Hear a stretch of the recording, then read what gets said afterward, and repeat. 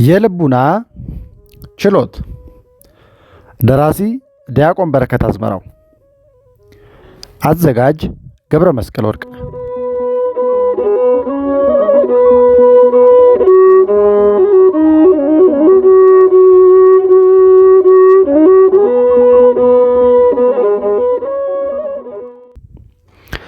ክፍል 6 ምዕራፍ 2 የተዋስኦ ምስክሮች። ቅዱሳት መጻሕፍት አመክንዮ፣ ፍልስፍናና የተፈጥሮ ምሳሌዎች። ሙስሊሙ አልረሽድ ለእምነትህ እውነተኝነት ምስክርህ ማን ነው ይለናል። መነኩሴው ደግሞ አንተ መጽሐፍህ ሃይማኖትህና ነቢይህ ናቸው ይለናል። የመነኩሴው ጅርጂና የሙስሊሞች ክርክር በተሰኘው መጽሐፋቸው ላይ። ዛሬ ደግሞ ስለ ቅዱሳት መጻሕፍት እናወራለን።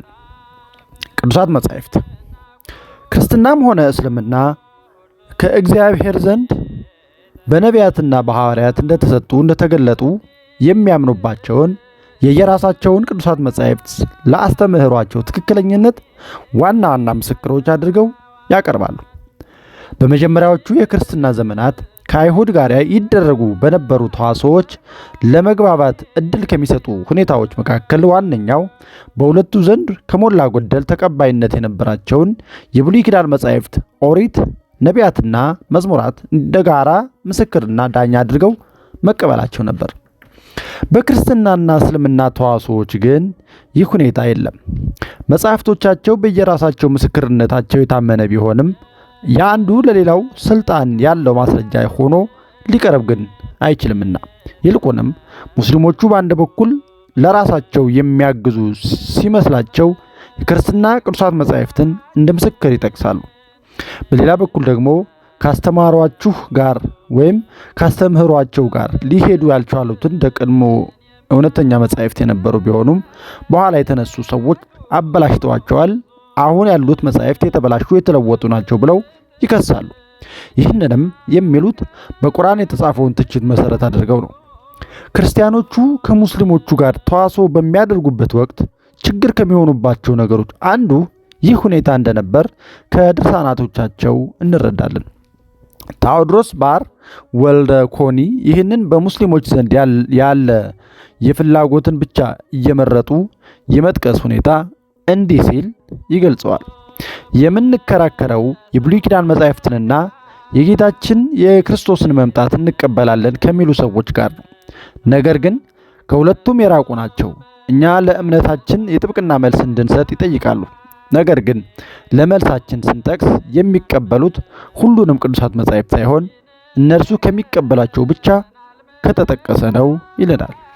ይህ አካሄድ በክርስትና ሊቃውንት ዘንድ የሚስተዋል ነው።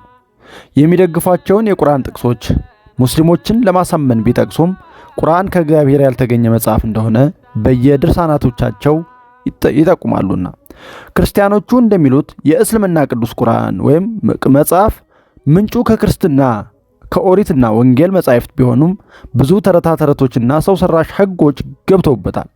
ይሁን እንጂ የክርስትና አስተምህሮችን የሚደግፉ የቁርአን ንባባትን ከክርስትና ምንጫቸው ጋር በመጥቀስ ክርስትና በቁርአንም ጭምር ውስጣዊ ድጋፍ እንዳለው ለማሳየት ይሞክራሉ እንጂ ለተዋሶዎቻቸው ምንም ጥቅም የሌለው መጽሐፍ አድርገው አያዩትም ነበር። ከዚህ ቀጥሎ የክርስትና መጻሕፍት በሙስሊሞች ዘንድ የሚቀርቡባቸውን ትችቶችና የተሰጡ መልሶችን እናያለን። የመጀመሪያው በክርስትና መጻሕፍት ላይ የሚሰነዘሩ እስላማዊ ትችቶችና የተሰጡ መልሶች ምን ነበሩ የሚለውን እንመልከት። በቁርአን ውስጥ 25 በሚደርሱ ጥቅሶች የክርስትና የአይሁድ የቅዱሳት መጻሕፍት ተቀይረዋል፣ ተበርዘዋል፣ የትርጉም መጣመም ደርሶባቸዋል የሚል ክርስትናን ከስረ መሰረቱ የሚተችና ምስክሮችን የሚያጣጥል ከባድ ክስ ቀርቧል። ቀደም ብለን እንደጠቆምነው ይህ ትችት ክርስቲያኖች አስተምህሯቸውን ለማስረዳት መጻሕፍቶቻቸውን ምስክር አድርገው በነጻነት እንዳይጠቅሱ መሰናክል ሆኗል። ይህ ትችት ቁርአንን የቀደሙ መጻሕፍት ተውራትና ኢንጅል ሁሉ አረጋጋጭ አድርጎ ለማቅረብ መንገድ ጥራጊ ሆኖ የቀረበ ነው። የዚህ ትችት መደምደሚያው ሐሳብ አይሁድ ወይም ክርስቲያኖች መጻሕፍቶቻቸውን ስላጣመሟቸው ወይም ስለበረዟቸው ትክክለኛውና መጻሕፍትን ለማረጋገጥ ለማረምና በአግባቡ ለመተርጎም ፍጹም አምላካዊ መጽሐፍ ቁርአን ነው የሚል ነው። ይህ አቋም በራሱ በቁርአን ቀድሞ እንዲህ ተገልጿል። የመጽሐፉ ባለቤቶች ሆይ ከመጽሐፉ ትሸሽጉት ከነበራችሁት ጋር ነገር ብዙውን ለእናንተ የሚገልጽ ከብዙም የሚተው ሲሆን መልእክተኞችን በእርግጥ መጣላችሁ ከአላህ ዘንድ ብርሃንና ገላጭ መጽሐፍ በእርግጥ መጣላችሁ እያለ ይጠቅሳል። በቁርአን ምዕራፍ 5 ቁጥር 15 ላይ ስለ መጻሕፍት ከሚናገሩ ሌሎች የቁርአን ጥቅሶች መካከል የሚከተሉትም ይገኙበታል። ቁርአን ምዕራፍ 2 ቁጥር 59፣ ቁርአን ምዕራፍ 2 ቁጥር 75 እስከ 79፣ እንዲሁም ቁርአን ምዕራፍ 2 ቁጥር 211፣ እንዲሁም ቁርአን ምዕራፍ 3 ቁጥር 78፣ ቁርአን ምዕራፍ 4 ቁጥር 46 ላይ ይጠቅሳሉ። ከቁርአንና ሐዲስ ጋር የተያያዘው የእስላማዊ አስተምህሮ በአጽንኦት ደጋግመው እንደሚናገረው የብሉይ ኪዳን ተውራትና የአዲስ ኪዳን መጻሕፍትን ወንጌልን አይሁድና ክርስቲያኖች አጣሟቸዋል፣ በርዘዋቸዋል። ከላይ ከጠቀስናቸው የቁርአን ጥቅሶች በተጨማሪ ከቀኖናውያን ሐዲሶች አንዱ ይህንን በተመለከተም እንዲህ ይላል። የእስልምና ማህበራት ሆይ ከመጽሐፉ ሰዎች ወይም ክርስቲያኖችና አይሁዶች ጥበብን እንዴት ትፈልጋላችሁ? በነቢይ የአላህ በረከትና ሰላም በእርሱ ላይ ይሁን ላይ የወረደው መጽሐፋችሁ ላይ ስለ አላህ በመስጠት ቅርብ የሆነውን መልእክት ይዟል። እናንተ ያላጠመመ መጽሐፍን ታነባላችሁ። የመጽሐፉ ሰዎች ግን አላህ እንደነገራችሁ ቁርአን ምዕራፍ 2 ቁጥር 79 ላይ አላህ የነገራቸውን በእጃቸው የአላህ ቃል ወዳልሆነው ቀይረውታል እያለ ይናገራል። ይህንንም ሐዲስ ማለት ከእስልምናው ነቢይ መሐመድ ጋር የተያያዙ የጥንታዊ እስላማዊ ትውፊቶች ስብስብ ማለት ነው። አሁን የጠቀስነውን የቁርአን ጥቅስ አልቡኻሪ ሳቢብ ላይ የሚናገረው ነው። ሳይፍ የሆኑ መጻሕፍቶች የሚቀበሏቸው መጻሕፍቶች ላይ ማለት ነው። ሌላኛው የብሉይ ኪዳን መጻሕፍት ናቸው። ተውራት ተብለው ይጠራሉ በእስልምና። የኡመያዱ ከሊፋ ዑመር ሁለተኛ ከ717 እስከ 720 ዓመተ ምህረት አካባቢ የገዛ እና የባዛንታይኑ ንጉስ ሊሆን ሶስተኛ ከ717 እስከ 741 ዓመተ ምህረት እንዳደረጉት በሚነገረው ተዋጽኦ ዑመር የብሉይ ኪዳን መጻሕፍትን የተመለከቱ ሁለት ትችት አዘል ጥያቄዎችን ያነሳል። የመጀመሪያው ጥያቄ ቀድመን የጠቆምነው የመጻሕፍቱ ይዘት መበላሸትን የተመለከተ ነው። ዑመር መጻሕፍቱ በእስራኤል ልጆች ከተጻፉ በኋላ ጨርሰው የጠፉበት ዘመን እንደነበረና ሌሎች ሰዎች በተለይ እዝራ የተባለው በባቢሎን ምርኮ ዘመን የነበረ ነቢይ እንደገና እንደጻፏቸው በመጥቀስ ክርስቲያኖች የሚጠቀሙባቸው የብሉይ ኪዳን መጻሕፍት በታሪክ መበላሸት እንደገጠማቸው ይናገራል። ይሄም በደፈናው የክርስቲያኖች ወይም የአይሁድ መጻሕፍት ተበላሽተዋል ለሚለው የቁርአን ትችት በእስልምና ሊቃውንት የሚቀርብ ታሪካዊ ማስረጃ ነው። ቀጥሎም ዝንጎች፣ ስጋውያን፣ ስሁታንና ምናልባትም ሰይጣን ለክፋት የሚያነቃቃቸው የሚላቸው የእስራኤላውያን በጥንት ዘመን መጻሕፍቱን ከትውልድ ትውልድ ከሀገር ሀገር ይዘዋቸው ይዘዋወሩ ስለነበርና በዚህም ለአደጋ የተጋለጡ ስለነበሩ ተደጋጋሚ መበላሸት ገጥሟቸዋል የሚል ክስ ይጨምራል። ሁለተኛው ትችት የብሉይ ኪዳን መጻሕፍት አጠቃቀምን የተመለከተ ነው። ዑመር ትችቱን በመቀጠል ሲጠይቅ እናንተ ክርስቲያኖች በክርስቶስ ስለራሱ በወንጌል የተናገረው ትምህርት እያለ ከዚህ ይልቅ በአብዛኛው የብሉይ ኪዳን መጻሕፍትን ለምን ትጠቀማላችሁ? ስለ እርሱ ለማወቅ እርሱ ስለራሱ የተናገረው ማጤን አይበቃምን? እያለ ይጠይቃል። እርሱ ለእግዚአብሔር ቅርብ የሆነ እና ከሌሎች ሰዎች የበለጠ ስለራሱ የሚያውቅ ሆኖ ሳለ እርሱ የተናገረው ከምትሉት ከወንጌል ይልቅ ሰዎች ያበላሿቸውን የነቢያትን መጻሕፍት ለክርስቶስ ምስክር አድርጋችሁ መጥቀሳችሁ ስህተት ነው በማለት በክርስትና የቅዱሳት መጻሕፍት አጠቃቀም ላይ ትችቱን ያቀርባል። በተጨማሪም በወንጌልና በቁርአን የተናገረውን ያህል በብሉይ ኪዳን መጻሕፍት ስለ ሲኦል፣ ገነት እንዲሁም የሙታን ትንሣኤና ፍርድ በሚገባ አልተጻፈም ይለናል። ይህም መጻሕፍቱ መበረዛቸውን በዚህም ምክንያት ምድራዊ መልእክት ብቻ እንዲይዙ መደረጋቸውን ያሳያል ይለናል ዑመር ዳግማዊ። ሊዮን ለመጀመሪያው ትችቱ መልስ ሲሰጥ መጻሕፍቱ የተበላሹ ወይም የተበረዙ ከሆነ የእስልምናው ነቢይ መሐመድ ከእነርሱ መጥቀስ አልነበረበትም። ተበላሽተዋል ከሚላቸው መጻሕፍት በመጥቀሱ ወይም የራሱን ቃል ረስቷል ወይም ደግሞ ዋሽቷል። እርሱ የሚፈልጋቸውን የብሉይ ኪዳንና የአዲስ ኪዳን መጻሕፍት ሕግጋት እየወሰደ ለትምህርቱ ተጠቅሞባቸዋልና ይላል። ከብሉይ ኪዳን የተወሰዱ ከሚላቸው የቁርአን ጥቅሶች መካከል በኑዛዜ ለመተማመን ሁለት ምስክር እንደሚያስፈልግ የሚናገረውን ሕግ እንደ ምሳሌ ያነሳል። ቀጥሎም ስለ ክርስቶስ ተስፋ የተሰጣቸው ትንቢት የተናገሩና ወንጌልን ተዘዋውረው የሰበኩ 111 ቅዱሳን ሰዎች ከብሉይና ከአዲስ ኪዳን እንደ ምስክሮች በመቁጠር እነዚህን ሁሉ ክርስቶስ ዓለምን ለማዳን የሰውን ሥጋ ለብሶ ሰው የሆነ የእግዚአብሔር ልጅ እንደሆነ በአንድነት መስክረውለት ሳለ ከእነርሱ ይልቅ የአንድን ሰው የመሐመድን ምስክርነት ብቻ እንዴት ተቀበላችሁ ብሎ ይጠይቃል። በቅዱሳት መጻሕፍት ወልድ ሥጋ ለበሰ ሰው ሆነ ሲባል ነፍስ ያለው ሥጋ ሰውነትን ለማለት ነው እንጂ ነፍስ የተለየችውን ሥጋ ለማለት አይደለም። በዚህ መጽሐፍም የተባለው በዚሁ አግባብ እንደሆነ አንባቢው ልብ ሊል ይገባል። ይህም የቀድሞው ከሙሴ ሕግ እንደተወሰደ ከተቆመውና ለመተማመን ቢያንስ የሁለት ሰዎች ምስክርነት እንደሚያስፈልግ ከሚናገረው እስላማዊ ሕግ አንጻር የተነገረ ይመስላል። በተጨማሪም ይህ የሊዮን መልስ የብሉይ ኪዳን መጻሕፍትን በብዛት መጠቀምን አስመልክቶ በዑመር ለተሰነዘረው ትችት መልስ ሆኖ የተሰጠ መልስ ይመስላል። እስልምና በአንድ ሰው ምስክርነት ላይ ብቻ ቆሞ ስለ ክርስቶስ ከብዙ ነቢያትና ሐዋርያት በተቃራኒ የሆነ ትምህርት ያስተምራል። ታዲያ ክርስትና የብዙና በዘመን የሚለያዩ ነቢያትን ምስክርነት ከብሉይ ኪዳን መጻሕፍት ጠቅሶ ማሳየቱ ወይም መጻፉ በምስክሮቹ ብዛት ከእስልምና በእጅጉ የተሻለና ከአንድ በላይ ምስክር በማምጣቱም ሕጋዊ ቢያስብለው እንጂ እንዴት አድርጎ ሊያስተቸው ይችላል የሚል ጥብቅና ሐሳብ ይናገራል። በእርግጥም ሐሳቡ መደመጥ የሚገባው ነው። ክርስቶስ በወንጌል ስለ ምስክሮቹ ሲናገር የብሉይ ኪዳን ነቢያት ሁሉ ስለ እርሱ የሚናገሩ እንደሆኑ በመጥቀስ ከዋና ዋና ምስክሮቹ መካከል ቆጥሯቸዋል እንጂ እኔን ብቻ ስሙ ብሎ አልተናገረም። ንጉሥ ሊዮን ከተሰነዘሩ ትችቶች አንጻር የብሉይ ኪዳን መጻሕፍትን ትክክለኛነት ለማስረዳት ማስረጃዎችን ያቀርባል። በመጀመሪያ የብሉይ ኪዳን መጻሕፍት ለመቀየርና ለመለወጥ በማያመች ሁኔታ ከክርስቶስ ሰው መሆን ረጅም ዓመታት በፊት ጀምሮ የተቆጠሩ የተሰፈሩና በትውፊት የሚጠበቁ መሆናቸውን በመጠቆም ለመቀየር ወይም ለመበረዝ ምቹ እንዳልሆኑ ያስረዳናል። ሊዮን ሶስተኛ በ22ቱ የዕብራውያን ፊደላት አምሳል የነቢያት መጻሕፍት 22 አድርጎ ይቆጥራል። ይህም በጥንታውያን አይሁድና በቤተ ክርስቲያን አበው ትውፊት መሰረት እንደሆነ ልብ ማለት ያስፈልጋል። በመቀጠልም ኢየሱስ ክርስቶስ የብሉይ ኪዳን ሥርዓቶችን መፈጸሙና መጻሕፍቱን መቀበሉ በወንጌል በብዛት መጠቀሳቸው በቀደሙ የእስራኤላውያን ስደቶች ወቅት ከእግዚአብሔር ጥበቃ የተነሳ ከመስፋት እንደተረፉ ወይም ከመበረዝ እንደተረፉና እንዳልተበረዙ ማሳያ ናቸው የሚል የጥብቅና ሐሳብም ያቀርባል። መጻሕፍቱ ስህተት ቢኖርባቸው በወንጌል ብቻ ሳይሆን በቁርአንም ጭምር ወደ እውነት መሪ እንደሆነ የተነገረለት ኢየሱስ ክርስቶስ ስህተታቸውን ገልጦ በማሳየት አማኞችን ከስህተት ያድን ነበር እንጂ ከተቀየሩ ወይም ከተበረዙ መጻሕፍት እየጠቀሰ አያስተምርም ነበር ይለናል።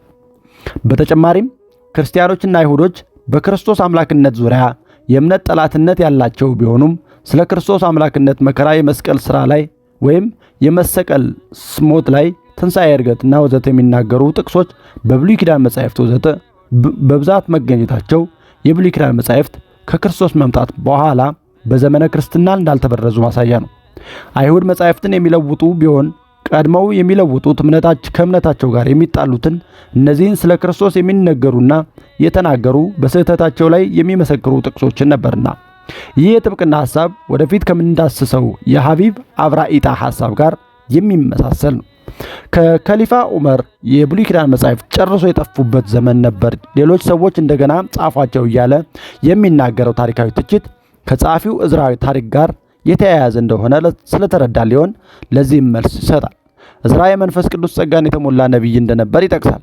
እርሱም ከእግዚአብሔር በተሰጠው የመገለጥ ጸጋ እንደገና የጻፋቸው መጻሕፍት እስራኤላውያን ከባቢሎናውያን ጥፋት ካተረፋቸው መጻሕፍት ጋር ሲነጻጸር አንድ ሆኖ እንደተገኘ በመተረክ ትችቱን ትክክለኛ ለመሆኑን ያስረዳል። በዚህም መልስ ሊዮን የተከተለው አካሄድ ታሪካዊ ትችትን በታሪካዊ እውነታዎች የመመከት ወይም የማስረዳት መንገድ እንደሆነ እናያለን። ዑመር መጻሕፍቱን የጻፉና ከትውልድ ወደ ትውልድ ሲያሸጋግሩ የነበሩ ሰዎች ዝንጉዎች በመሆናቸው መጻሕፍቱን ሳይቀየሩ ወይም ሳይበረዙ በታማኝነት ከትውልድ ትውልድ ማስተላለፍ አይችሉም በሚል ላቀረበው ትችት ሊዮን መልስ ሲሰጥ ሁላችንም ሰዎች ዝንጉዎች መሆናችንን ይጠቁማል።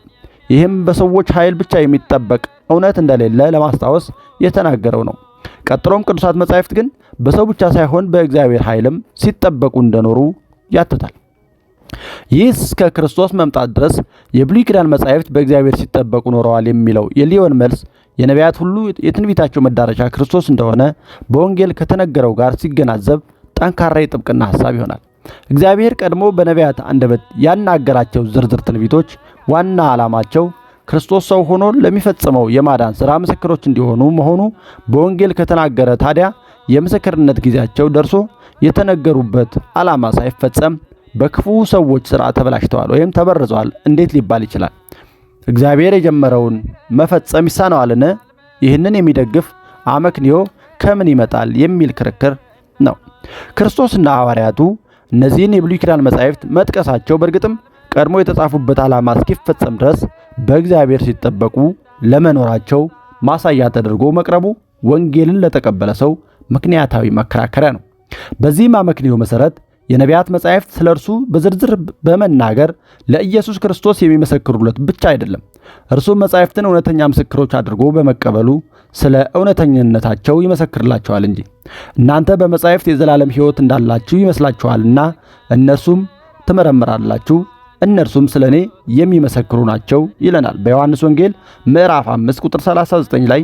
ኢየሱስ ክርስቶስ ከብሉይ ኪዳን ጠቅሶ ከተናገራቸው ጥቅሶች የተወሰኑትን ለመዘርዘር ያህልም ማቴዎስ ወንጌል ምዕራፍ 4 ቁጥር 4 እስከ 10፣ የማቴዎስ ወንጌል ምዕራፍ 5 ቁጥር 21 እስከ 27፣ የማቴዎስ ወንጌል ምዕራፍ 9 ቁጥር 13፣ የማቴዎስ ወንጌል ምዕራፍ 15 ቁጥር 7 እስከ 9፣ የማቴዎስ ወንጌል ምዕራፍ 21 ቁጥር 16፣ የማቴዎስ ወንጌል ምዕራፍ 21 ቁጥር 42 እስከ 44፣ የማቴዎስ ወንጌል ምዕራፍ 27 ቁጥር 46፣ የማርቆስ ወንጌል ምዕራፍ 10 ቁጥር 3 እስከ 7፣ የማርቆስ ወንጌል ምዕራፍ 12 ቁጥር 29 እስከ 30፣ የማርቆስ ወንጌል ምዕራፍ 12 ቁጥር 39፣ የሉቃስ ወንጌል ምዕራፍ 4 ቁጥር 17 እስከ 19፣ የሉቃስ ወንጌል ምዕራፍ 7 ቁጥር 27፣ የሉቃስ ወንጌል ምዕራፍ 19 ቁጥር 46፣ የሉቃስ ወንጌል ምዕራፍ 23 ቁጥር 46 ላይ እንዲሁም የዮሐንስ ወንጌል ምዕራፍ 8 ቁጥር 17፣ የዮሐንስ ወንጌል ምዕራፍ 15 ቁጥር 25 ጥቂቶቹ ናቸው። ይህ የቀደሙ ነቢያትና እስራኤላውያን ሊቃውንት የተከሰሱበት ዝንጉነት ለእስራኤላውያን ሲሰራ ለነቢያችሁ ለሙሐመድ እንዴት አይሰራም? ወይስ ሙሐመድ እንደነርሱ ሰው አይደለምን? ብሎም ይጠይቃል ሊዮን ሳልሳዊ። በመጨረሻም በብሉይ ኪዳን መጻሕፍት የተጻፈ ሕግና ትንቢት በአንድ ጊዜ ሳይሆን ቀስ በቀስ እንደተገለጠና እግዚአብሔር ምስጢሩን በአንድ ሰው በኩል ብቻ ሳይሆን በብዙ ነቢያት በኩል እንደገለጠ ይጠቁማል። ብዙ ነቢያት በየዘመኑ የተነሱበትና መጻሕፍቱ ቀስ በቀስ የተጻፉበት ምክንያትም የምስክርነታቸውን እውነተኛነት ለማሳየት እንደሆነ ያስረዳል። በመቀጠልም በብሉይ ኪዳን መጻሕፍት ውስጥ ያሉት ምድራዊ ጉዳዮች ብቻ ሳይሆኑ ስለ ፍርድ ቀንና ሽልማቱ፣ ቅጣቱ ብዙ አልተጻፈም፣ ይህም መጻሕፍቱ የመበላሸታቸው ማሳያ ነው የሚለውን እስላማዊ ትችት ይቃወማል። ሙስሊሞቹ ይህንን የሚሉት እነዚህ ነገሮች በቁርአን ትልቅ ቦታ የተሰጣቸው ለመሆኑ ያንን እንደ ማነጻጸሪያ በመቁጠር ነው። በብሉይ ኪዳን መጻሕፍት ውስጥ እንደ ወንጌል ባይሆንም በዘመኑ የነበሩ ሰዎች የሚያስፈልጋቸውን መጠንና ጥልቀት ያህል ትንሣኤን፣ የመጨረሻ ፍርድን፣ ሲኦልንና ገነትን የተመለከቱ ትምህርቶች እንደሚገኙና መጻሕፍቱ ምድራዊ ጉዳዮችን ብቻ ይናገራሉ የሚለው ትችት ትክክል እንዳልሆነ ከመጻሕፍቱ እየጠቀሰ ያሳያል። ለዚህም ማሳያ እየጠቀሰ ከሚያሳያቸው በኦሪት ዘዳግም ምዕራፍ 32 ቁጥር 39 እስከ 41 እንዲሁም በትንቢተ ኤርምያስ ምዕራፍ 17 ቁጥር 4 ላይ የጠቀሳቸው ጥቅሶች ያሳዩልናል። በክርስትና ቅዱሳት መጻሕፍት ላይ ለሚነሱ እስላማዊ ትችቶች መልስ የሰጠ ሊዮን ብቻ አይደለም። ከሊዮን በተጨማሪ መልስ ከሰጡ ሌሎች የክርስትና ሊቃውንት መካከል ኦርቶዶክሳዊው ሀቢብ አቡ ራይጣ ተጠቃሽ ነው። አቡ ራይጣ በሙታዚላውያን የእስልምና ትምህርት ቤቶች በተለመደው ኢልም አልቀለም የጥያቄና መልስ የክርክር መንገድ መልስ ይሰጣል። የብሉይ ኪዳን መጻሕፍትንም ተጣመዋል፣ ተበረዘዋል ከተባለ ማን በረዛቸው ብሎ በመጠየቅም ይጀምራቸዋል። ኢልም አልቀለም በአንድ የክርክር ጉዳይ ዙሪያ ያሉና የጉዳዩ እውነት ከሆነ የሚከተሉ ሌሎች ጉዳዮችን ሐሰተኝነት በማሳየት ዋናው ጉዳይ ራሱ ስህተት መሆኑን የማሳየት የክርክር መንገድ ነው። ይህ የክርክር መንገድ በአብዛኛው በጥያቄና መልስ መልክ የሚቀርብ የክርክር መንገድ እንደሆነ ይነገራል። ለአስተምህሮቹ ከወንጌል ጋር ይስማማላቸው ዘንድ ክርስቲያኖች ቀየሯቸው ወይም በረዟቸው እንዳይባል በትምህርት በክርስትና ጋር ጠላት በሆኑት በአይሁድ እጅ ያሉት ሁለቱም በጋራ የሚቀበሏቸው የብሉይ ኪዳን መጻሕፍት ከክርስቲያኖቹ ጋር ተመሳሳይ ናቸው። አይሁድ ቀየሯቸውን ወይም በረዟቸውን? ግን ለምን? ብሎም ጥያቄውን ይቀጥላል። አይሁድ ክርስቲያኖችን ለመጉዳት ወይም ምስክር ለማሳጣት አጣመሟቸው እንዳይባል በእነርሱ ዘንድ ያልተጣመመ ቅጅ ሊኖር ይገባ ነበር። አይሁድ ክርስቲያኖችን ለመጉዳት ብለው ከነቢያት የተቀበሏቸውን ቅዱሳት መጻሕፍት አበላሹ ቢባል ይህ ኢ ምክንያታዊ ይሆናል። ማንም ጠላቱን ለመጉዳት ብሎ የራሱን መዳን አደጋ ውስጥ አይከትምና በማለት ይከራከራል። አይሁድ ክርስቲያኖችንም እንዳልቀየሯቸው ከታወቀ ከባለቤቶቹና ጠባቂዎቹ እነርሱ ስለሆኑ ሌላ ማንም ሊቀይራቸው አይችልም። በመሆኑም ቅዱሳት መጻሕፍት አልተቀየሩም፣ አልተበረዙም በማለት ይደመድማል አቡራይጣ። ምንም እንኳን የእስልምና ሊቃውንት የብሉይ ኪዳን መጻሕፍት ተበላሽተዋል በማለት ቢያጣጥሏቸውም አልፎ አልፎ የእስልምና አስተምህሮ ይደግፋሉ ብለው የሚያስቧቸውን ጥቅሶች እንደ ማስረጃ እየጠቀሱ ይከራከሩ ነበር። ቀደም ባሉት ሀተታዎቻችን የብሉይ ኪዳን መጻሕፍት ላለመቀበል ከሙስሊሞቹ የሚቀርቡ ትችቶችን እና በቀደምት ክርስቲያን ሊቃውንት የተሰጡ መልሶችን ባጭሩ አይተናል። በመቀጠልም ተበላሽተዋል ተብለው ከተፈረጁት ከነዚህ የብሉይ ኪዳን መጻሕፍት ኦሪትና ነቢያት እስልምናን ይደግፋሉ ተብለው በሙስሊም ሊቃውንት በተደጋጋሚ የተጠቀሱ የብሉይ ኪዳን መጻሕፍት ጥቅሶችንና በክርስቲያን ሊቃውንት የተሰጡ ማብራሪያዎችን እንዳስሳለን። በእስልምና ሊቃውንት ለእስልምና ደጋፊ ተቆጥረው ከሚጠቀሱ የብሉይ ኪዳን መጻሕፍት ጥቅሶች መካከል ከሙሴ መጻሕፍት በኦሪት ዘዳግም ምዕራፍ 18 ቁጥር 15 እስከ 18 እና ከነቢያት መጻሕፍት በትንቢተ ኢሳይያስ በምዕራፍ 21 ከቁጥር 1 እስከ 7 የሚጠቀሱት ዋና ዋናዎቹ ናቸው። ለሙሴ ከወንድሞቻችሁ መካከል እግዚአብሔር እንደኔ ነቢይ ያስነሳላችኋል የተባለው ለእስልምናው ነቢይ መሐመድ ነው። ወንድሞች የተባሉትም ትውልዳቸው ከእስራኤላውያን አባት ከይስሐቅ ወንድም ከእስማኤል የሆኑ እስማኤላውያን አረቦች ናቸው የሚል እስላማዊ ትርጉም ይሰጣሉ። ከአይሁድ ወደ ክርስትና የተመለሰው ሊቅ ጴጥሮስ አልፎንሲ ለዚህ መልስ ሰጥቷል። ጴጥሮስ አልፎንሲ የክርስትናን መጻሕፍት ትርጓሜ ትውፊት በመከተል ይህ የሙሴ ትንቢት ስለ እስራኤላውያን እንጂ ስለ እስማኤላውያን የተናገረ እንዳልሆነ ይናገራል።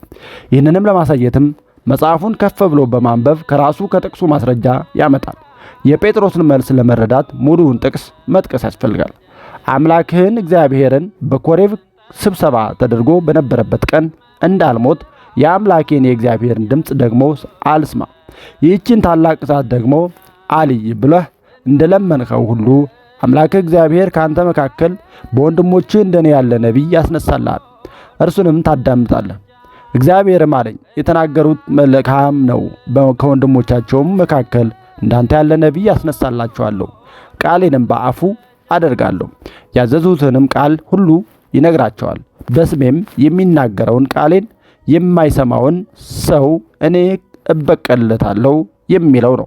በኦሪት ዘዳግም ምዕራፍ 18 ከቁጥር 15 እስከ 18 ላይ እግዚአብሔር እስራኤላውያንን ከግብፅ ባርነት ወጥተው ወደ ምድራቸው ሲመለሱ በኮሬብ ተገልጦ አነጋግሯቸው ነው።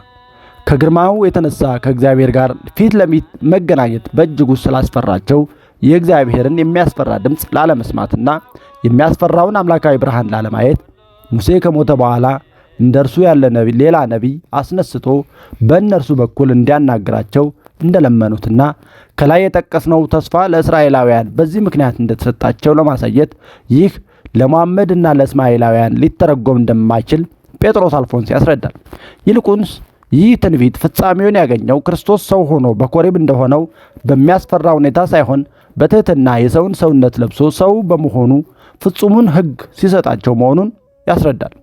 ቃሌን በአፉ አደርጋለሁ የሚለው የክርስቶስ ሥጋን ለብሶ ሰው የሆነ የእግዚአብሔር ቃል መሆኑን እንደሚያመለክትም በስሜም የሚናገረውን ቃሌን የማይሰማውን ሰው እኔ እበቀልለታለሁ የሚለውም የክርስቶስ በምድር ላይ ከበደሉት ሰዎች ማንንም አለመቅጣቱን የሚጠቁም ትንቢት መሆኑን ራሱ በወንጌል ዓለምን ላድን እንጂ በዓለም ልፈርድ አልመጣሁም፣ ቃሌን ሰምቶ የማይጠብቀው ቢኖር የምፈርድበት እኔ አይደለሁም፣ የሚጥለኝ ቃሌንም የማይቀበለው እርሱ የሚፈርድበት አለው። እኔ የተናገርሁት ቃል እርሱ በመጨረሻ ቀን ይፈርድበታል እንዳለ። ይልቁንስ ቃል ያልሰሙትን በምድር ላይ ሰው ሆኖ በተመላለሰበት ወቅት ሳይሆን በኋላ በመጨረሻ ቀን በተመለከቱ ግርማ በመለኮቱ በግርማ በፍርድ ሲመጣ ያልፈጸሙትን ቃሉን በማስታወስ የሚፈርድባቸው መሆኑን የሚያሳይ እንደሆነ ያብራራል ጴጥሮስ አልፎንሲ። ሙሴ እንደኔ ያለ ነቢይ ብሎ መናገሩም ክርስቶስ እንደ ሙሴ ሁሉ ለእስራኤላውያን ሕግን የሰጠ በመሆኑ ምክንያት የተነገረ መሆኑን ክርስቶስ በዚህ ትንቢት ነቢይ መባሉም በሰው ሰውነት ተገልጦ ሕግን ከመስጠቱ የተነሳ የተነገረ እንደሆነ ጴጥሮስ አልፎንስ ያስረዳል። በእርግጥም ነቢይ ብቻ አይባልም እንጂ በክርስቶስ በብዙ የቅዱሳት መጻሕፍት ንባቦችና ትርጓሜዎች እንዲሁም በሥርዓተ አምልኮ መጻሕፍት ክርስቶስ ነቢይ ተብሎ ተጠርቷል። ነቢይነት የተሰወረ ነገርን መግለጥና የሚያመለክት ሰፊ ትርጉም ያለው ብያኔ ቢሆንም ማለት ነው። ለዚህም ምሳሌ ለማንሳት ያህል የ14ኛው 15ኛው መቶ ክፍለ ዘመን ኢትዮጵያዊ ሊቅ ጊዮርጊስ አባ ዘጋስጫ ዘሰዓታት የጸሎት ድርሳኑ ላይ እንዲህ ይላል። በአብ ዘንድ ልጅ፣ በመንፈስ ቅዱስ ዘንድ መንፈስ፣ በድንግል ማርያም ዘንድ ሕፃን፣ በነቢያትም ዘንድ ነቢይ፣ በሐዋርያት ዘንድ ሐዋርያ፣ በሰማዕታት ዘንድ አክሊል ዘውድ የሚሆን የማኅበር አለቃ እውነተኛ መምህር ኢየሱስ ክርስቶስ ነው እያለ ይናገራል። ስለ ምድረ በዳ የተነገረ ራእይ አውሎ ነፋስ በምድረ በዳ እንደሚያልፍ እንዲሁ በሚያስፈራ ሀገር ከምድረ በዳ ይመጣል። ሁለት ፈረሰኞችን ሲጋልቡ አየሁ። አንዱ በአህያ ላይ ሁለተኛውም በግመል ላይ ተቀምጦ ነበር። ድምፃቸው ግን እንደ ብዙዎች ፈረሰኞች ድምፅ ነበረ። ይህ ትንቢት በአህያ ላይ የተቀመጠው ኢየሱስ ክርስቶስ ነው፣ በግመል ላይ የተቀመጠው ደግሞ መሐመድ ነው የሚል ተተርጉሞ ይህ በአረብ ምድረ በዳ ጣዖት አምልኮን ስላጠፋው ስለ ነቢዩ መሐመድና እስልምና የተነገረ ትንቢት ነው በማለት የተረጎሙ ወይም የተናገሩ የእስልምና ሊቃውንትና በእነርሱ የተጻፉ ድርሳናት ከመጀመሪያዎቹ የእስልምና ዘመናት ጀምሮ ነበሩ። በትንቢተ ኢሳይያስ ምዕራፍ 21 ከቁጥር 1 እስከ 7 ያለውን ኃይለ ቃል ይዘው ማለት ነው።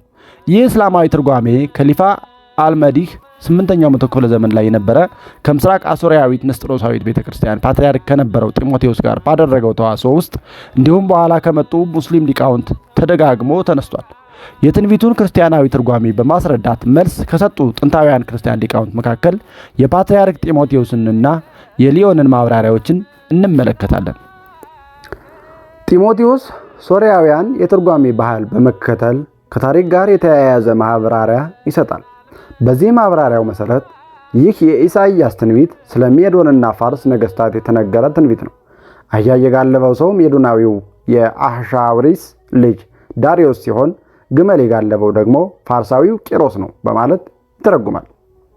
ጢሞቴዎስ በትንቢቱ ታላቂቱ ባቢሎን ወደቀች የሚለው የኤላሙ ንጉስ የሜዶንን መንግስት አፍርሶ ለፋርሳውያን አሳልፎ ስለሰጣቸውና ሜዶናውያን ወይም የሜዶኑ ገዢ ዳሪዮስ የባቢሎንን መንግስት አፍርሶ ለሜዶናውያን አሳልፎ ስለሰጣቸው የተነገረ ነው በማለትም ያስረዳናል። ከሊፋው የትንቢቱ መልእክት ይህ መሆኑ እንዴት ይታወቃል ብሎ ሲጠይቀውም ጢሞቴዎስ ትንቢቱን ከላይ ከፍ ብሎና ከታች ዝቅ ብሎ በማንበብ ከአውዱ እንደሚታወቅ ያስረዳል። ምዕራፉ ሲጀምር ኤላም ሆይ ውጪ፣ ሜዶን ሆይ ክበቢ በሚል ንባብ ስለሚጀምር ትንቢቱ ስለ ፋርሳውያንና ስለ ሜዶናውያን ዳሪዮስ እንደሚናገር ይታወቃልና ዝቅ ብሎም እርሱም መልሶ ባቢሎን ወደቀች ወደቀች፣ ጣዖቶቿም ሁሉ የእጆቿም ሥራዎች ሁሉ በምድር ላይ ተጥለው ደቀቁ አለ የሚለው ትንቢቱ ስለ ፋርሳውያንና ሜዶናውያን ዳሪዮስ እንደሚናገር ያሳያል ይለናል። የባቢሎናውያንንም መንግስት ያጠፉት እነርሱ ናቸውና። ከሊፋው ታዲያ በአህያ የሚቀመጥና በግመል የሚቀመጥ ብሎ ለምን ተናገረ ብሎ ይጠይቃል። ፓትርያርክ ጢሞቴዎስም አህያ በሜዶናውያን ዘንድ፣ ግመል ደግሞ በፋርሳውያንና በኤላማውያን ዘንድ የተለመዱ የቤት እንስሳዎች ናቸው። በመሆኑም ነቢዩ በዚህ መልኩ ገለጻቸው በማለት መልስ ይሰጣል። በተጨማሪም ከፋርሳውያንና ከኤላማውያን ጋር ሲነጻጸሩ የሜዶናውያን መንግስት ደካማ መሆኑን ለማሳየት ነቢዩ ኢሳይያስ ይህንን እንደተናገረ ያስረዳል። ከዚህ ትንቢት ጋር በሚመሳሰል ሁኔታ በነቢዩ ዳንኤል የትንቢት መጽሐፍ ውስጥ የሜዶናውያን መንግስት በሰነፍ ድብ ሲመሰል፣ የኤላማውያንና የፋርሳውያን መንግስት ደግሞ በደፋሩ ነብር መመሰሉ፣ በናቡከደነጾር ህልም የሜዶን መንግስት በደካማው ቄስ ወይም ቁስ በብር ሲመሰል፣ የኤላማውያንና የፋርሳውያን መንግስታት በጠንካራው ነሐስ መመሰሉን ማነጻጸሪያ አድርጎ ይጠቁማል። ይህ የአህያና የግመል ምሳሌም ተመሳሳይ ሐሳብ ለመግለጽ የተነገረ እንደሆነ ያስረዳል። ጢሞቴዎስ ይህንን ትንቢት ስለ መሐመድ ሊሆን እንደማይችል ሌሎች የብሉይ ኪዳንና የአዲስ ኪዳን ትንቢቶችን ጠቅሶ ያስረዳል። እነዚህ የጠቀሳቸው ጥቅሶች የሚከተሉት ናቸው። በትረ መንግስት ከይሁዳ አይጠፋም፣ የገዢም ሕግ ሰጪ ዘንግ ከእግሮቹ መካከል ገዢ የሆነው እስኪመጣ ድረስ የአሕዛብ መታዘዝም ለእርሱ ይሆናል። ውርንጫውን በወይን ግንድ ያስራል፣ የአህያይቱንም ግልገል በወይን ሐረግ፣ ልብሱንም በወይን ያጥባል፣ መጎናጸፊያውንም በወይን ደም ይላል።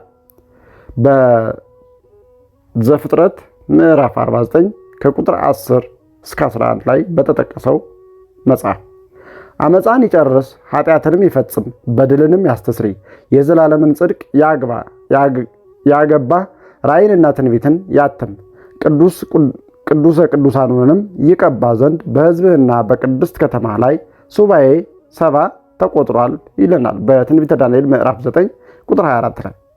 ነቢያት ሁሉን እና ሕጉ እስከ ዮሐንስ ድረስ ትንቢት ተናገሩ ተብሎ ደግሞ በማቴዎስ ወንጌል ምዕራፍ 11 ቁጥር 13 ላይ ተጠቅሷል።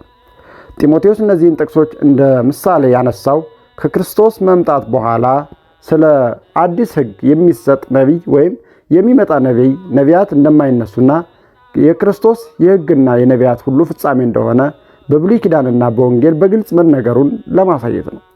ከላይ በጠቀስነው የኢሳይያስ ትንቢት በግመል ላይ የሚቀመጥ ሰው ከክርስቶስ በኋላ የሚነሳ ሌላ ነቢይ ነው የሚል ትርጉም በመስጠት ሌሎች ብዙ የብሉይ ኪዳን ትንቢቶችን እርስ በርስ ማቃረንና መዳረሻቸውን ማፍረስ ነው ይለናል። በዚህም አካሄድ ጢሞቴዎስ ጉዳይን አንድና ጥቅስ ብቻ ወይም አንድን ጥቅስ ብቻ ከመተርጎም ከፍ አድርገዋል። ጥቂት ምሳሌዎችንም በማሳየት አጠቃላይ የኦሪት የነቢያትና የወንጌል እይታዎችን አካቶ እና አስፋፍቶ ማየት እንደሚገባ ለመጠቆም ይሞክራል። ሌላኛው ማብራሪያ በሊዮን ደብዳቤ ውስጥ የተሰጠው ትርጉም ነው። ሊዮን ከታሪኩ አልፎ የትንቢቱን ምስጢራዊ መልእክት ያስረዳል። አህያ ሕግ የተሰጣባቸው የአይሁድ ምሳሌ መሆኑን ከሌላ ወይም የነቢዩ የኢሳይያስ ትንቢት የንባብ ጋር በማዛመድ ይጠቁማል። በግመል የተመሰሉት ደግሞ ጣዖት አምላኪ የሆኑ ሜዶናውያንና ባቢሎናውያን ወይም አረቦችን ጨምሮ ናቸው። ሁለቱንም የጋለባቸውና ወደ ጥፋት የሚመራቸው ባቢሎንን ወደቀች ብሎ በደስታ የሚናገር የተባለው ሰው ሰይጣን ነው። አይሁድን የሙሴን ሕግ በማክበር ስም በወንጌል አውጥቶ ወደ ስህተት የመራቸው ሰይጣን እነዚህን ሕዝቦችን ሜዶንና ፋርስንና አረብ ወደ ጣዖት አምልኮ በመምራት ከወንጌል አርቆ ጥሏቸዋል እና ሊሆን እነዚህን ሕዝቦች ብቻ ለምን ከጣዖት አምልኮ ጋር አያያዛቸው ይለናል። ሌሎች አሕዛብስ ትንቢቱ በተነገረበት ዘመን ወደ ክርስትና እስኪመጡ ድረስ በጣዖት አምልኮ ውስጥ አልኖሩምን ብሎ መጠይቅ ይገባል። ሌሎች አሕዛብ ወንጌልን ሲሰሙ ወደ ክርስትና መጥተዋል። እነዚህ ሕዝቦች ግን ቀድሞ ለ600 ዓመታት ያህል በአብዛኛው ወንጌልን ሳይቀበሉ እስከ እስልምና መነሳት ድረስ በቀደሙ ጣዖት አምልኳቸው ጸንተው ኖረዋል ይለናል። በኋላም በምዕራፍ 6 እንደምንዳስሰው ወደ እስልምና ሲገቡ የቀደመውን የጣዖት አምልኮ መልኩን ቀይረው በመካ አስቀምጠውታል የሚል ትችት በክርስቲያን ሊቃውንት ይቀርብባቸዋል። ሊሆን እነዚህን ሕዝቦች በጣዖት አምልኮ በወደቀችው የጥንቷ ባቢሎን የመሰላቸው ይህንን በማመልከት ወይም ለማሳየት ይመስላል ይለናል ጸሐፊ። ሌላው ተበረዘ የተባለው የአዲስ ኪዳን መጻሕፍት ናቸው ወይም ኢንጅል የምንላቸው ማለት ነው። በእነሱ እስካሁን ድረስ በብሉይ ኪዳን መጻሕፍት ላይ ከእስልምና የሚነሱ ትችቶችንና በክርስቲያን ሊቃውንት የተሰጡ መልሶችን በአጭሩ ዳሰናል። እንዲሁም ከብሉይ ኪዳን መጻሕፍት ስለ እስልምና ይናገራሉ ተብለው በሙስሊም ሊቃውንት ዘውትር የሚጠቀሱ ሁለት ጉልህ ትንቢቶችንና በክርስቲያን ሊቃውንት የተሰጡ መልሶችን ባለማየት ሞክረናል። ከዚህ ቀጥለን ደግሞ ወደ አዲስ ኪዳን መጻሕፍት ወይም ወንጌል ጉዳይ እናልፋለን። በወንጌል ላይ በብዛት የሚሰነዘሩ ትችቶች ከክርስቶስ አምላክነትና ከመሐመድ ነቢይነት ጋር የተያያዙ ናቸው። ከነዚህ ትችቶች አንዱ ክርስቲያኖቹን ስለ መሐመድ የሚናገሩና ቀድሞ በወንጌል ውስጥ የነበሩ ትንቢቶችን አስወግደዋል የሚል ጥቅስ ይጠቀስባቸዋል ማለት ነው። ክርስቲያን ሊቃውንት በበኩላቸው የእስልምናን ወይም የእስልምና አስተምህሮን ነቢይ መሐመድ የተናገረው በመሆኑ ሙስሊሞች በእምነት የሚቀበሉት ቢሆኑም ይህ ክስ ታሪካዊ ማስረጃ የሌለው ከንቱ ክስ ነው ይሉናል። ከእስልምና በፊት በ600 ዓመታት አካባቢ የአዲስ ኪዳን መጻሕፍት በታወቀ ሁኔታ ተጠብቀው የመኖራቸው በታሪክ የሚረጋገጥ ሐቅ ነገርና እውነተኝነት የተመሰከረለት ነው በማለት መልስ ይሰጣሉ። ሊሆን እንደሚለው የክርስቲያን ወንጌል ተበርዟል የሚለው ክስ ተአማኒነት የሚኖረው ያልተበረዘውን ወንጌል ማሳየት ሲቻል ብቻ ነው። ይህንን ማድረግ ካልተቻለ ግን ለራስ ያላዩትን ነገር ለሌሎች ለማሳየት መሞከር ይሆናልና ስህተት ነው። ቁርአን ራሱ ነገርን ቢያንስ በሁለት ምስክር አረጋግጣችሁ ተቀበሉ ብሎ ቢናገርም ሙስሊሞች ግን ሌላ ሁለተኛ ማስረጃ ምስክር ሳይኖራቸው ነቢይ በሚሉት በመሐመድ ቃል ብቻ ተመሰርተው ስህተት የሆነ ትምህርትን ያሰራጫሉ በማለት ይወቅሳሉ ሊሆን ሳልሳዊ ከላይ እንደተናገርነው ሙስሊሞቹ ኢሳ አልመሲህ ወይም ኢየሱስ ክርስቶስ ስለ መሐመድ መምጣት የተናገራቸው ትንቢቶች በኋላ በተነሱ ክርስቲያኖች ከወንጌል ተወግደዋል ብለው ይከሳሉ። ነገር ግን ሳይወገድ የቀረ የሚሉትን ስለ ጰራቅሊጦስ መምጣት የሚናገረውን የወንጌል ክፍል ለመሐመድ ሰጥተው ይተረጉማሉ። በቁርአን የሚደገፈው ይህ እስላማዊ ትምህርት ጰራቅሊጦስን እልክላችኋለሁ የሚለው የክርስቶስ ተስፋ ለመንፈስ ቅዱስ ሳይሆን ለመሐመድ የተነገረ ነው የሚል ነው። ይህ መሐመድን የጰራቅሊጦስ አንድ የማድረግ ትርጓሜ በሶርያ ሱርስት ቋንቋ ጰራቅሊጦስ ለሚለው ቃል የተሰጠው ትርጉም መሐመድ ለሚለው ቃል የሚቀርብ ከመሆኑ ጋር የሚገናኝ እንደሆነ በጉዳዩ ላይ ጥቅስ ያደረጉ ወይም የተናገሩ በጉዳዩ ላይ ያጤኑ ሰዎች ይናገራሉ። አንድ ነገር የመርየም ልጅ ኢሳም የእስራኤል ልጆች ሆይ እኔ ከተውራት በፊቴ ያለውን የማረጋግጥና ከኔ በኋላ በሚመጣው መልእክተኛ ስሙ አህመድ በሆነው የማበስር ሲሆን ወደ እናንተ የተላኩ የአላህ መልእክተኛ ነኝ ባለ ጊዜ አስታውስ። ቁርአን ምዕራፍ 61 ቁጥር 6 ላይ የሚለውን ጥቅስ ይዘው እነሱ ደግሞ ይህንን እንደ እውነት ይቀበሉታል ማለት ነው። በጥንታዊ የክርስትና እስልምና ተዋሶዎች ውስጥ በሚታወቁ ጥንታዊ ትውፊቶች የእስልምናው ነቢይ የሙሐመድ የመጀመሪያ አስተማሪው እንደሆነ ከሚነገርለት ሶርያዊ መነኩሴ ሰርጊዮስ ብሔራህ ጋር የተያያዘው ትውፊት የዚህን ጉዳይ መነሻ ይተርክልናል፣ ለእኛም ያስረዳልናል ማለት ነው። የዚህ መጽሐፍ ጸሐፊ ከላይ የጠቀስነውን ስሙ አህመድ የሚለውን የቁርአን ንባብ ውስጥ አህመድ ምስጉን የሚለው ቃል በስም ሳይሆን በተውላጠ አጀክቲቭ በመውሰድ እንዳለበትና ስሙ አህመድ በሆነው የሚለው ንባብ ትክክለኛ ትርጉሙ ስሙ ምስጉን በሆነው የሚል እንደሆነ ይጠቁማል።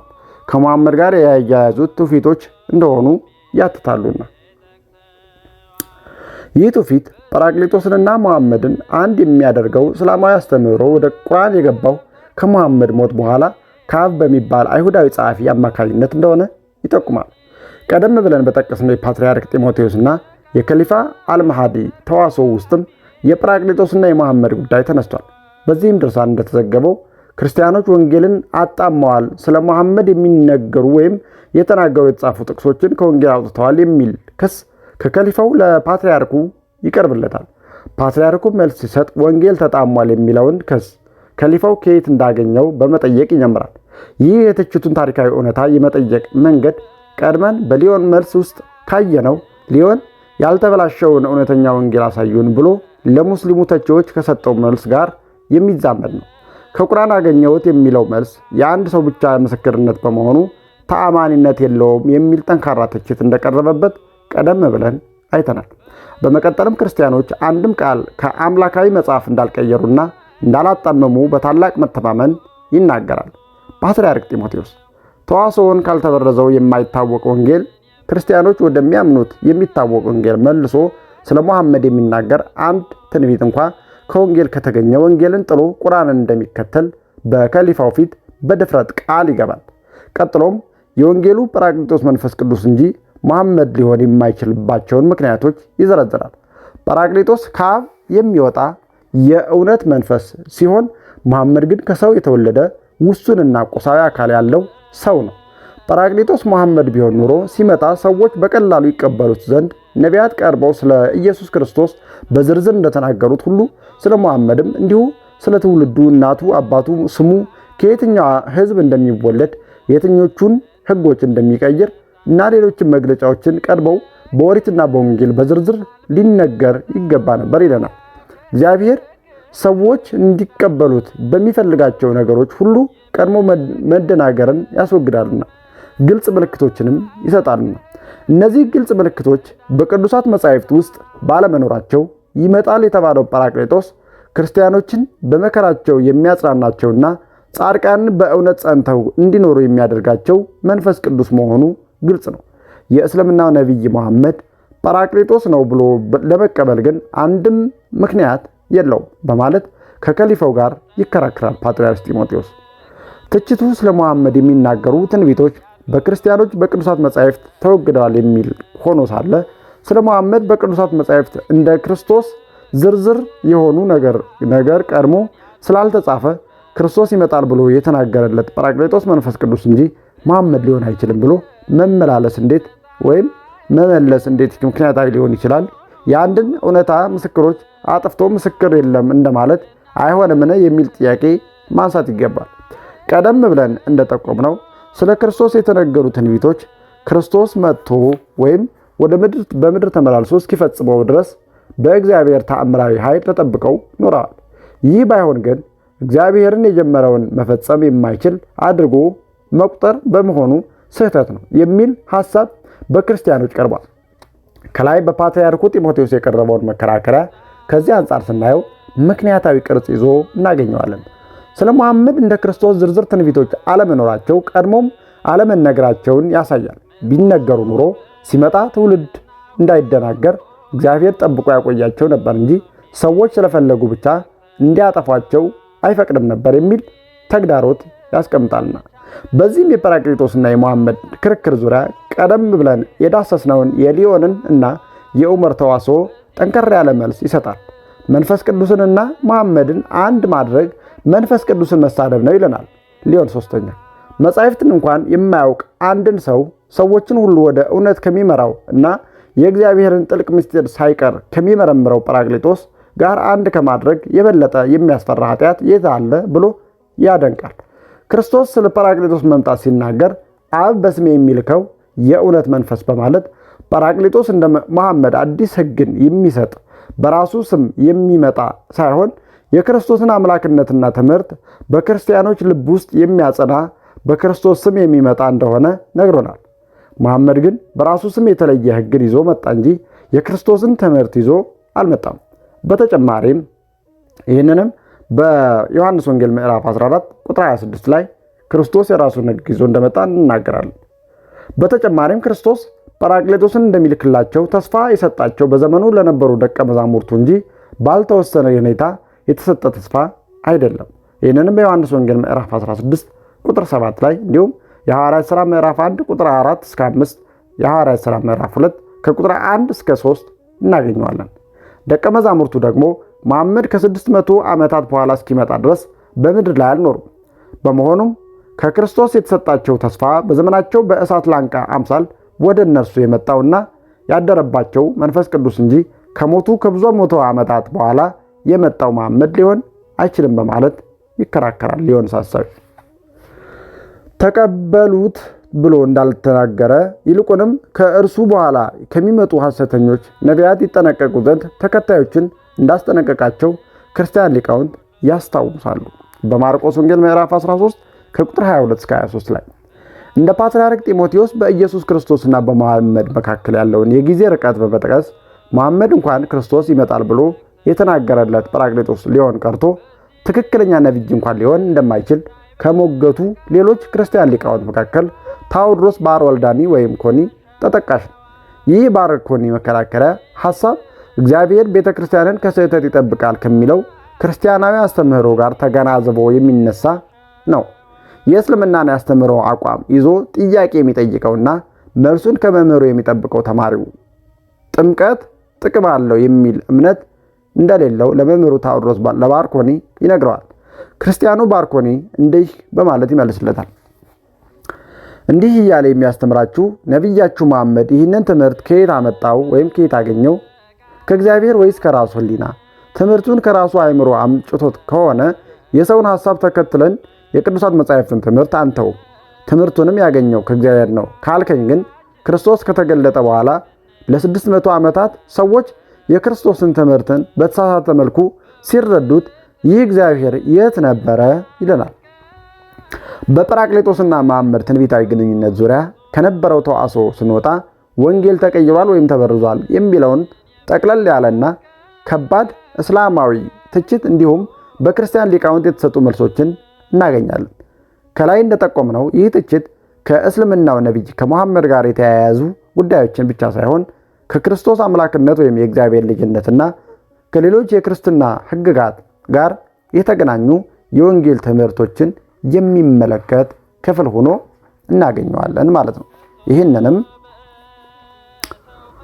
ከላይ ከጠቀስናቸው ከጢሞቴዎስና ከሊዮን በተጨማሪ ለዚህ ወንጌል ተቀይሯል ወይም ተበርዟል የሚል እስላማዊ ትችት መልስ ከሰጡ ሌሎች ክርስቲያን ሊቃውንት መካከል ሐቢብ አብራይጣ ዘቲክሪት እና አማር አልባስሪ ተጠቃሾች ናቸው። እንደ ሐቢብ አብራይጣ እና አማር አልባስሪ ክርክር የክርስቲያን ወንጌል በመጀመሪያ የተሰበከበት ሁኔታ ማንም ሊቀይረው ወይም ሊበርዘው በማይችል መንገድ እንደተሰጠ ማረጋገጫ ነው ይሉናል። ወንጌል በብዙ ተአምራት እየተመሰከረለት የተሰበከ በመሆኑ በኋላ መጥቶ ሊቀይረው የሚችለው አካል ከክርስቶስና ከደቀ መዛሙርቱ በላይ ተአምራት ማድረግ የሚችል ኃይል ያለው አካል ብቻ ነው። ይህንን ማድረግ የቻለ ደግሞ በታሪክ አልታየም በማለት ይከራከራሉ። በእርግጥም በእስልምናም ቢሆን ከክርስቶስና ከሐዋርያቱ የሚበልጡ ተአምራትንና ምልክቶችን ማድረግ የሚችሉ ሰዎች ተነስተው የክርስቶስን ወንጌል ቀይረውት ወይም በረዘውት የሚል ታሪካዊ ማስረጃ ማቅረብ አይቻልም። ራሱ የእስልምናው ነቢይ መሐመድ እንኳን የክርስቶስን አይነት ተአምራት አድርጓል የሚል እስላማዊ ትምህርት የለምና። አማር አልባስሪ ወንጌል በተአምራት እየተረጋገጠ መሰበኩ በኋላ ዘመናት ከመቀየር ወይም ከመበረዝ እንደሚጠብቀው ሲያስረዳ እንዲህ ይላል። ወንጌል በሰማያዊ ምልክቶች ወይም በተአምራት እንጂ በሰይፍ በማስፈራራት ወይም በሌሎች ምድራዊ ምክንያቶች እንዳልተሰበከ የታወቀ ነው። በመሆኑም ቀድሞም በዓለም ሁሉ በምልክቶች ኃይል ተቀባይነት እንዳገኘ ሁሉ ያለ እነዚህ ምልክቶች ኃይል ሊቀይር አይችልም። እውነተኛ ምልክቶች ወይም ተአምራትን ደግሞ የእግዚአብሔርን መጻሕፍት በሚያጣምሙ ሐሰተኛ ሰዎች እጅ ሊደረጉ አይችሉም አለ። ስለዚህ ወንጌል በሐሰተኛ ሰዎች እጅ ሊቀየር አይችልምና ይለናል። አማር አልባስሪ ጉዳይን በሌላ አቅጣጫ ይመረምራል። በእግዚአብሔር ተአምራዊ ኃይል የተሰበከው ወንጌል በሌላ ምድራዊ ኃይል ሊቀየር አይችልም ከሚለው መልስ ወጥቶ ቀጥሎ ሌላ ጥያቄ ያነሳል። ተቀይሮ ከሆነ ቀያሪዎቹ ወይም በራዞቹ ለምን ዓላማ ቀየሩት ወይም በረዙት የሚል ጥያቄ ያነሳል። ይህ ጥያቄ ምክንያታዊ መልስ እንደሌለው ያስረዳል። የመጀመሪያው አማራጭ ራሳቸው ወንጌልን የጻፉ ሰዎች ቀድሞ ሲጽፉት ቀይረውታል ወይም አጣመውታል፣ እውነተኛውን ወንጌል አልጻፉልንም የሚል ሊሆን ይችላል። ይህ ከተባለ ዓለማችን ወይም ዓላማቸው ምንድን ነበር? ይህንን ሊያደርጉ የሚችሉትን ክርስቶስ ከፍ ከፍ ለማድረግ ነውን? ይህ ዓላማ ከነበራቸው ስለ ክርስቶስ ሰብአዊ ድካም፣ መድከም፣ መራብ፣ መጠማት፣ ማልቀስ፣ ራቁትን መሰቀል፣ መሞት፣ መፍራት ወዘተ እና ውሱንነት የሚናገሩትን የወንጌል ንባባት ከወንጌል ማስወገድ ነበረባቸው ይላል አማር አልባስሪ። በዮሐንስ ወንጌል ምዕራፍ 4 ቁጥር 6 እንዲሁም በዮሐንስ ወንጌል ምዕራፍ 19 ቁጥር 23 እስከ 24፣ በዮሐንስ ወንጌል ምዕራፍ 19 ከቁጥር 28 እስከ 30፣ በማቴዎስ ወንጌል ምዕራፍ 4 ከቁጥር 2፣ በማርቆስ ወንጌል ምዕራፍ 14 ከቁጥር 32 እስከ 37፣ በሉቃስ ወንጌል ምዕራፍ 19 ከቁጥር 41 ድረስ ያሉትን መቀየር በተገባቸው ነበር ይለናል። በተቃራኒውም ይህንን ያደረጉት ክርስቶስን ዝቅ ዝቅ ለማድረግ ፈልገው ከሆነ ደግሞ ከመጀመሪያውም ወንጌልን መጻፍ አያስፈልጋቸውም ነበር። አንድን ሰው ዝቅ ለማድረግ ስለ እርሱ ትንሽም መልካም ነገር ከማለት ይልቅ ምንም አለማለትና መታሰቢያው ራሱ እንዲጠፋ መተው የተሻለ አማራጭ ነው። በተጨማሪም ወንጌልን የጻፉት ሰዎች ክርስቶስን ዝቅ አድርጎ ማሳየት የሚፈልጉ ሰዎች ቢሆኑ ኑሮ እርሱ የሚመጣው ዓለም ንጉሥና ፈራጅ መሆኑን ሊጽፉ አይችሉም ነበር። ሰዎች ንጉሳቸውንና ፈራጃቸውን ከፍ ማድረጋቸው ግዴታ ነውና ይለናል በማቴዎስ ወንጌል ምዕራፍ 25 ከቁጥር 31 እስከ 46፣ በዮሐንስ ወንጌል ምዕራፍ 5 ከቁጥር 22 እስከ 23፣ በዮሐንስ ወንጌል ምዕራፍ 18 ከቁጥር 36 እስከ 37 የተጻፉትን ጥቅሶች በመጥቀስ ወይስ የወንጌል ረቂቅ ትምህርትና የታዘዘውን ጥብቅ ሕግ የከበዳቸው ሌሎች ሰዎች ከጊዜ በኋላ ቀየሩት ወይም አጣመሙት ማለት ነውን? ይለናል አማር አልባስሪ ሲጠይቅ። ይህ ቢሆን ደግሞ ጥብቅና ለመፈጸም አስቸጋሪ የሆኑ የጾም የጸሎትና የጋብቻ ትእዛዛትን አውጥተው ጥለው ለስጋዊ አኗኗር የሚቀለውና ብዙ ማግባትን የሚፈቅድ ሕግ የተተካበት ሌላ ወንጌል በጻፉ ነበር። በፍጥረታዊ አእምሮ ለመረዳት ከባድ የሆነውን በመስቀልና የመሞትን ነገር አውጥተው ጥለው ክርስቶስ በመስቀል ላይ አልሞተም፣ ሳይሰቀል አመለጠ እንጂ የሚል ሌላ ወንጌል በጻፉ ነበር ይላል አማር አልባስሪ። በብዙ የክርስትና ሊቃውንት የተለመደው ሌላ የጥብቅና ሐሳብም አለ። ይህም ሐሳብ ወንጌል ከመጀመሪያው ጀምሮ በዓለም ሁሉ በብዙ ቋንቋ መጻፉና በአሕዛብም ዘንድ ጭምር ሁሉ ዘንድ ተበትኖ መገኘቱ ሊበረዝ የማይችል መጽሐፍ ያደርገዋል የሚል ክርክር ነው። ይህ ሁኔታ በክርስትናው ዓለም ወንጌልን ተስማምቶ ለመቀየር ቢሞከር እንኳን ሊፈጸም የማይቻልበት ተግዳሮትን ይፈጥራል። ክርስቲያኖች በብዙ እርስ በርሳቸው የሚፎካከሩና የሚቃረኑ መንግስታት የሚመሩና በዓለም ዙሪያም የተበታተኑ ሆነው ሳለ በብዙ ቋንቋዎች ተጽፎ የተበተነውን ወንጌልን በአንድነት ተስማምተው ለመቀየር ለማጣመም ማን ሰበሰባቸው? ማንኛውስ ንጉሥ አስተባበራቸው ብሎ ይጠይቃል አማራ አልባስሪ። ብዙ ጊዜ በሙስሊም ሊቃውንት ጣት የሚጠቆምበት የሮሙ የባዛንታይኑ ንጉሥ ነው። የሮሙ ወይም የባዛንታይኑ ንጉሥ ይህንን አደረገ እንዳንልም ከሮም ግዛት ውጪ የሆኑና በስልጣን የማይገዛቸው ወይም ንጉሶቻቸው ክርስቲያን ያልሆኑ ጭምር ክርስቲያኖቹ መጻሕፍትም ከሮማውያኑ ጋር አንድ ናቸው።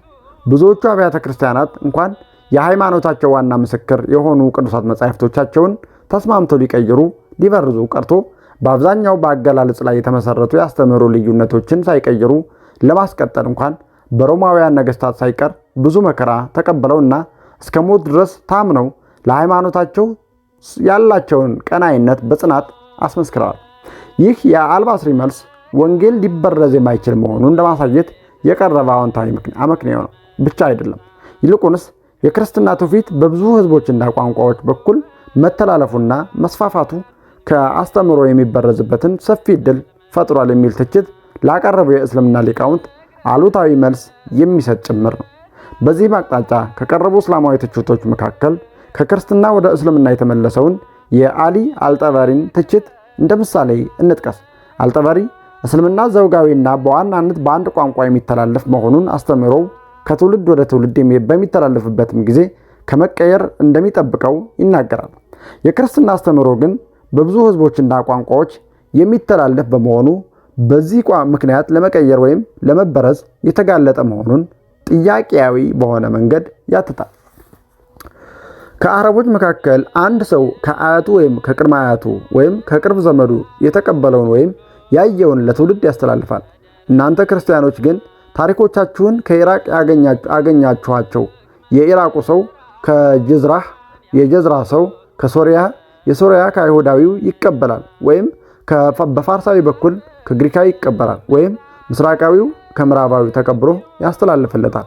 ይህ ሁሉ የሚሆነው ግልጽና መደበኛ ባልሆነ የመተላለፊያ መንገድ ነው። እኔ የእስልምና ሃይማኖትን የተቀበልኩት በማስረጃዎችና በምስክሮች አያት ቅድመ አያቶቼ ናቸው። እናንተ ሃይማኖታችሁን እንዴት ተቀበላችሁት ብሎ የሚጠይቅን ሰው ምን መልስ መልሱለታላችሁ? ለምንስ ትነቅፉታላችሁ? ይለናል። ከላይ እንዳዳሰስነው የክርስትናው የእስልምናው ሊቃውንት የክርስትና መጻሕፍት ከጥንት ጀምሮ በብዙ ቋንቋና ዘውጎች ውስጥ የሚተላለፉ መሆናቸውን የጋራ እውነታ አድርገው ይነሳሉ። ሁለቱም ይህን እውነታ በተለያዩ አቅጣጫዎች መተርጎማቸውና የየራሳቸው አስተምህሮች ትክክለኛነት ለማሳያነት መጠቀማቸው እስልምና በዋናነት በአንድ ቋንቋ አረብኛና ዘውግ አረብ ከመስፋፋቱ አንጻር የሚታይ ነው። የክርስትና ሊቃውንት እንደሚሉት የእስልምና መጻሕፍት በተለይ በቀድሞ ዘመናት በአንድ ቋንቋና ዘውግ መወሰኑ መልእክት ካነሳሱ ለአረቦች እንጂ ለሁሉም የሰው ዘር እንዲደርስ የታሰበ አለመሆኑን እንደሚያመለክት ይጠቁማል። ከቆጵሮስ ሰዎች የተላከ ደብዳቤ በሚል ርዕስ በሚታወቀው የ14ኛው መቶ ክፍለ ዘመን የክርስትና ጥብቅና ድርሳን ሙስሊሙ የቆጵሮስን ሰዎች ለምን እስልምና እንዳልተቀበሉ ሲጠይቃቸው ቁርአን በአረብኛ ብቻ መጻፉና ይህ ጉዳይ በራሱ በቁርአን ትኩረት ተሰጥቶት የተደነገገ በመሆኑ እስልምና ሃይማኖት ለሌላቸውና ብዙ ጣዖትን ለሚያመልኩ አረቦች እንጂ ለኛ ለክርስቲያኖች አይደለም፣ እኛ በብዙ ቋንቋዎች የተሰጠ ሃይማኖት አለን እንዳሉት ተዘግቦ ተጽፎላቸዋል ማለት ነው። ከጠቀሷቸው የቁርአን ጥቅሶች መካከል የሚከተሉት ይገኙባቸዋል። ካስፈራሯቸው ወይም ከነቢያት ተሆኑ ዘንድ በልብ ውስጥ አወረድ ነው ግልጽ በሆነ አረብኛ ቋንቋ እርሱም ቁርአን በቀድሞዎቹ መጻሕፍት ውስጥ የተወሳ ነው። የእስራኤል ልጆች ሊቃውንት የሚያውቁት መሆኑ ለነሱ ለመካ ከሃዲዎች ምልክት አይሆናቸውምን? ከአይሞች ወረብ አረብ ካልሆኑት ባንዳ ላይ ባወረድነው ኑሮ በእነርሱ ላይ ባነበበውም በእርሱ አማኞች አይሆንም ነበር ይለናል በቁርአን ምዕራፍ 26 ከቁጥር 194 እስከ 199 ያለው ጥቅስ።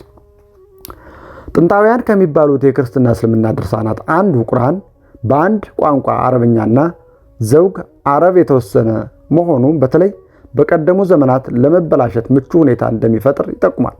በእስልምና የመጀመሪያ ዘመናት በቁርአን ዙሪያ ይነሱ የነበሩ ውዝግቦችና ሶስተኛው ክሊፋ ዑስማን ትክክል የሚለውን አስቀርጦ የሚለያዩትን የቁርአን ቅጂዎች ሰብስቦ ማጥፋቱን ለዚህም ታሪካዊ ማስረጃ አድርጎ ያቀርብልናል ማለት ነው። በተቃራኒው ክርስትና ከጅምሩ በቋንቋና በባህል ያልተወሰነ መሆኑና ወንጌል ለብዙ ቋንቋዎች መጻፉ የእግዚአብሔር ፈቃድ ያለበት እንደሆነ የዚህ ማረጋገጫውም ለክርስቶስ ለሐዋርያቱ በመንፈስ ቅዱስ መውረድ በብዙ ቋንቋ የመናገር ጸጋ መሰጠቱ እንደሆነ የሚያትተው ደግሞ እጨጌ ዕንባቆም ነው። በእርግጥም ሃይማኖታዊ መጻሕፍት እውነተኛ ሆነው እንዲኖሩ በአንድ ቋንቋና ባህል መጻፍ አለባቸው የሚለው መከራከሪያ አሳማኝ ሊሆን አይችልም። የቋንቋና የዘውግ አንድነትና ለእውነተኛ እምነት ቅድመ ሁኔታ አድርጎ ያስቀምጣልና። ሌላኛው በሙስሊሞች የሚቀርበው ተያያዥ ትችት በክርስቲያኖች መካከል የወንጌል መጻሕፍት የትርጓሜ ወይም የአረዳድ ልዩነት መኖሩ የመጻሕፍቱን ንባብ ቴክስት መበላሸት ያሳያል የሚል ነው። አማራ አልባስሪ ግን በክርስቲያን ሊቃውንት መካከል ያለው የማብራሪያ ልዩነት የወንጌልን መበላሸት ሳይሆን ያልተበረዘ መሆኑን እንደሚያሳይ በማመላከት የተቃርኖ ማከራከሪያ ያቀርባል።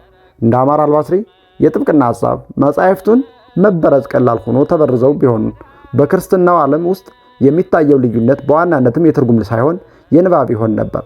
እውነታው ከዚህ የተለየ መሆኑ ንባቦቹ ተጠብቀው ለመኖራቸው ማሳያ ነው ይለናል አልባስሪ። የአዲስ ኪዳን መጻሕፍት ላይ የሚሰነዘረውን ትችት ከላይ ከዳሰስናቸው ትችቶች ለዘብ አድርገው የሚያቀርቡም ነበሩ። በዚህም ለዘብተኝነት ትችት መሰረቱ አራቱ ወንጌላት ወይም ቁርአን ጠቅልሎ ኢንጂል የሚላቸው የተወሰኑ ማስተካከያዎች ተደርገውባቸው ከቁርአን ጋር ተስማምተው መተርጎም ይችላሉ። ችግሩ ያለው በሌሎቹ የአዲስ ኪዳን መጻሕፍት በተለይ የቅዱስ ጳውሎስ መልእክታትና በኋላ በተነሱ የክርስትና ሊቃውንት አተረጓጎም ላይ ነው። ይህንን የተላዘበ የትችት መንገድ ይከተሉ ከነበሩ የእስልምና ሊቃውንት መካከል አልቃሲም እብነ ኢብራሂም ከ785 እስከ 860 ዓ.ም አካባቢ የኖረ ተጠቃሽ ነው። ዘይዳዊው የሺዓት አልቃሲም በወንጌል ለክርስትናና ለእስልምና ጠቃሚ የሚሆኑ ብዙ መልካም መልእክቶች እንዳሉ ጽፏል። በምዕራፍ 1 እንዳየነው ይህ ሰው በእግዚአብሔር ቸርነትና በሰው ነፃ ፈቃድ ላይ በሚያተኩሩ ከእስልምና ይልቅ ለክርስትና በሚቀራረቡ ትምህርቶቹም ይታወቃል። የተራራው ስብከት በመባል የሚታወቀውን የክርስቶስን አስተምህርትም ይቀበል እንደነበር የጻፋቸው ድርሳናት ያመላክታሉ። ዘይዳዊ ሺዓት ሱልጣኖችና ከሊፋዎች ሳይቀሩ እውነተኛ ፈራጆች ካልሆኑ ከስልጣናቸው ማውረድ የሙስሊሞች ሃይማኖታዊ ግዴታ እንደሆነ የሚያምኑ የቀደሙ የሺዓ ሙስሊሞች አካል ናቸው። በማቴዎስ ወንጌል ምዕራፍ 5 ቁጥር 7 3 ምዕራፎች ይህ ትምህርት ክርስቶስ ወደ ተራራው ደቀ መዛሙርትን እና ሕዝቡን ይዞ ወጥቶ በዛ ስላስተማራቸው በሊቃውንቱ የተራራው ስብከት እየተባለ የሚጠራው ይህ ትምህርት በእግዚአብሔር መንግስትና ብፁዓንና ፍጹማን የሚባሉ ምን አይነት ሰዎች እንደሆኑ እና የክርስትና ጽድቅ ምን አይነት እንደሆነ የሚያሳይ ወዘተ ትምህርት ነው። ይህንን ነው ሰውየው የሚቀበለው ማለት ነው። ነገር ግን አልቃሲም ከእስልምና አስተምህሮች ጋር ይጣረሳሉ የሚላቸውን አይቀበላቸውም። ከእስልምና አስተምህሮች ጋር የሚቃረኑ የሚላቸው የወንጌል ክፍሎችን አይቀበልም። የወንጌል ንባቦች ይቀየር ነበር። ለምሳሌ በሰማይ የምትኖር አባታችን ሆይ የሚለውን ንባብ በሰማይ የምትኖር አምላካችን ሆይ ብሎ ያነብ ነበር። ስለ ጋብቻ ሕግና መፋታት የሚናገረውን የወንጌል ንባብ የማቴዎስ ወንጌል ምዕራፍ 5 ቁጥር 27 እስከ 32 ከቁርአን አስተምህሮ ጋር ስለማይስማማ አይቀበለውም ነበር። በዚህ መንገድ የወንጌልን ንባባት እያሻሻሉ መጠቀም በዘመኑ በእስልምና ሊቃውንት ዘንድ የተለመደ መሆኑ በከሊፋ ዑመር ዳግማዊና በንጉስ ሊዮን ሳልሳዊ የመልእክታት ተዋሶ ውስጥ ይገኛሉ ማለት ነው። ይህ የአልቃሲም መንገድ ምንም ለወንጌል የተሻለ ቦታ የሰጠ ቢመስልም ወንጌል ተቀይሯል ወይም ተበርዟል ከሚለው ትችት ግን ያልወጣ ነበር።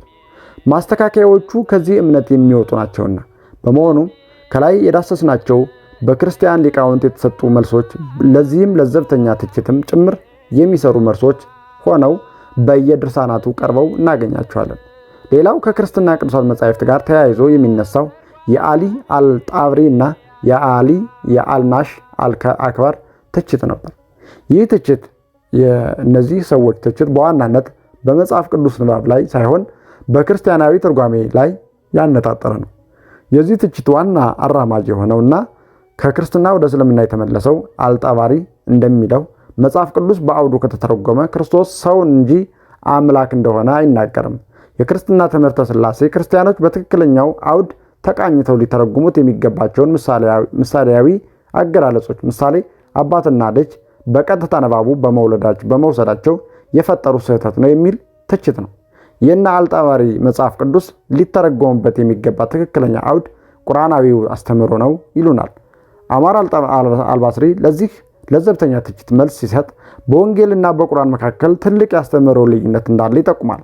በወንጌል ትምህርተ ሥላሴ መኖሩን እንዲሁም በዘላለም ሕይወት መብላት መጠጣትና መጋባት አለመኖሩን ጠቅሶ ይህ ከመጽሐፋችሁ ጋር ይስማማልን ብሎ ይጠይቃል። እነዚህን ሁሉ ትምህርቶች መቀየር ደግሞ ወንጌልን ከመሰረቱ መቀየር እንደሆነ እና ልዩነቱ በትርጉም ብቻ ሊጠፋ የማይችል እንደሆነም ያስረዳናል ማለት ነው። ይህ ስለ ቅዱሳት መጻሕፍት በእስልምና ዘንድ የሚሰነዘሩ ትችቶች ይህንን ይመስላሉ። ሌላው ደግሞ በቀጣይ የምንመለከተው ቁርአን በክርስቲያን ሊቃውንት እይታ ምን ይመስላል የሚለውን እንመለከታለን። እስከዛው ድረስ ግን ቸርን ሰንብት። ወስብሐት ለእግዚአብሔር ወለወላዲቱ ድንግል ወለመስቀሉ ክቡር። ይቆያል።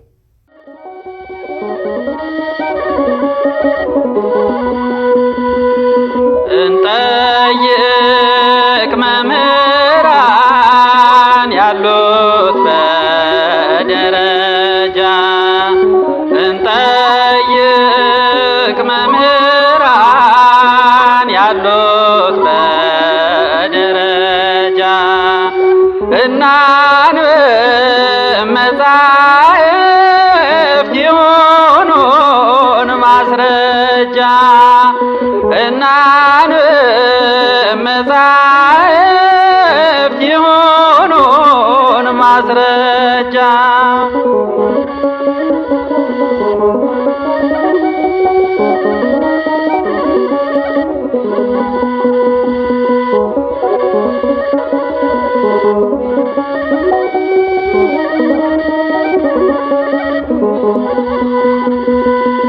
መጽሐፍ ቅዱስን ሁሉም ያነበዋል።